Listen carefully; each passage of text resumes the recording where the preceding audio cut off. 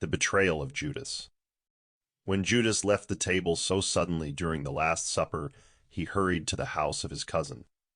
He told his cousin that they must act quickly, as Jesus was now within the city walls of Jerusalem, with only 11 able men with him. Together, they rushed to the captain of the temple guard.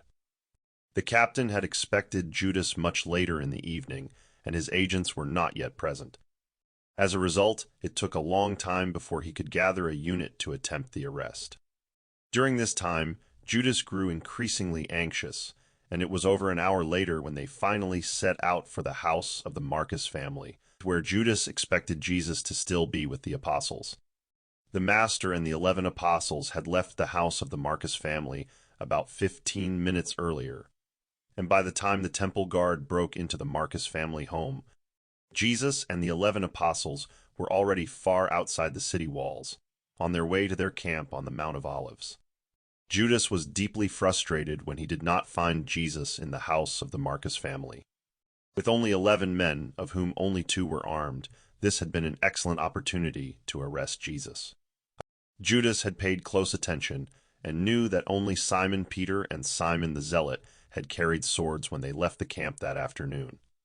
Now the traitor feared that if he waited until Jesus and the apostles returned to the camp at Gethsemane, they might encounter a large group of devoted armed disciples. Judas became increasingly nervous at the thought of how the 11 faithful apostles would despise him, and he feared that they would all try to kill him. When they did not find Jesus in the upper room, Judas asked the captain to return to the temple. Meanwhile, the leaders began to gather at the house of the high priest and prepared to receive Jesus. Judas explained to his accomplices that they had been too late to find Jesus at the house of Marcus, and that now they needed to go to Gethsemane to surround the camp with superior numbers.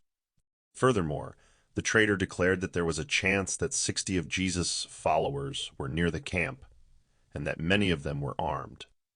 Judas was afraid of what might happen to him, and so he boldly asked for a platoon of 40 armed soldiers. Since the Jewish temple guard was not allowed to maintain such armed men, they immediately went to the Antonia fortress and requested the Roman commander to provide them with this force. However, when he learned that they intended to arrest Jesus, he promptly refused their request and referred them to his superior. In this way, more than an hour passed as they went from one authority to another, until they were finally forced to go to Pilate himself to obtain his permission to use the armed Roman soldiers. It was already late when they arrived at Pilate's house, and he had already withdrawn to his private quarters with his wife. He hesitated to involve himself in this matter, especially since his wife had asked him not to grant the request. However, since the president of the Jewish Sanhedrin was also present and personally requested this assistance, the governor thought it wise to grant the request, thinking that he could later correct any injustice they might have in mind. Thus, it was only around 11:30 that night that a large mixed group of Roman soldiers and armed temple guards, guided by Judas, left Jerusalem.